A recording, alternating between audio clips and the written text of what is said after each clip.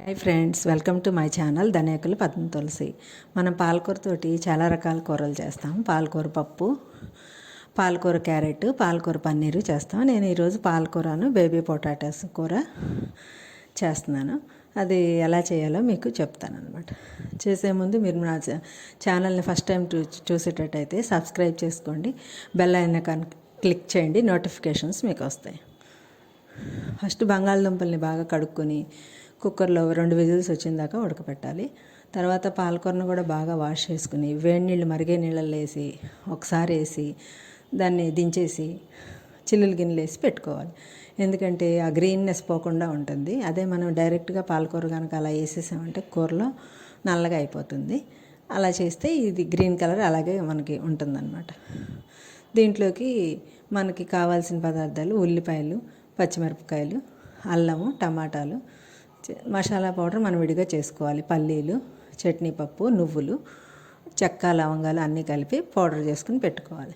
తర్వాత ప్యాన్లో ఒక 3 స్పూన్లు ఆయిల్ వేసి దాంట్లో ఆవాలు, జీలకర్ర వేసిన తర్వాత ఉల్లిపాయలు, పచ్చిమిరపకాయలు వేగిన తర్వాత కరివేపాకు అన్నీ వేసి వేగిన తర్వాత టమాటాలు కూడా వేసి ఒక 5 నిమిషాలు మూత పెట్టి టమాటాలు మగ్గిన తర్వాత అల్లం పేస్ట్ వేసి అది కొద్దిగా మగ్గిన తర్వాత అల్లం పేస్ట్ పచ్చివాసన పోయేదాకా వేపి దాంట్లో పసుపు అది వేసుకొని అల్లం పేస్ట్, టమాటాలు కొద్దిగా మగ్గిన తర్వాత దాంట్లో పసుపు వేసి తర్వాత మనం బేబీ పొటాటోస్ ఉడకబెట్టిన పొట్టు తీసి పెట్టాం కదా, అవి పాలకూర కట్ చేసి దాంట్లో వేసి మనం ముందుగా రెడీ చేసి పెట్టుకున్న మసాలా పౌడర్ ఉంది కదా అది వేసి ఉప్పు, కారం, ధనియాల పొడి అన్నీ వేసి ఒకసారి కలిపి ఒక చిన్న గ్లాస్ నీళ్లు పోసి అదంతా ఉడికేటట్టుగా మనం కలిపి అంతా దానికి పట్టేటట్టు దుంపలకిను అన్నీ పట్టేటట్టు ఆ మసాలా అదంతా పెట్టి మూత పెట్టేసుకుని ఒక 5 నిమిషాలు అయిన తర్వాత దగ్గరికి అయిన దాకా తీసి తర్వాత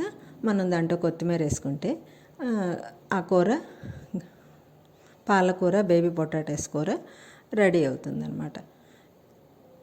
ఆ కూరని మనం అన్నంలోకి కానీ చపాతీలోకి కానీ పుల్కాల్లోకి కానీ ఏం తిన్నా బాగానే ఉంటుందన్నమాట. ఈ కూర పాలకూర పొటాటో కూర ఎలా ఉందో చూసి మీరు కూడా ట్రై చేసి మాకు కామెంట్ చేయండి, లైక్ చేయండి, షేర్ చేయండి, సబ్స్క్రైబ్ చేయండి.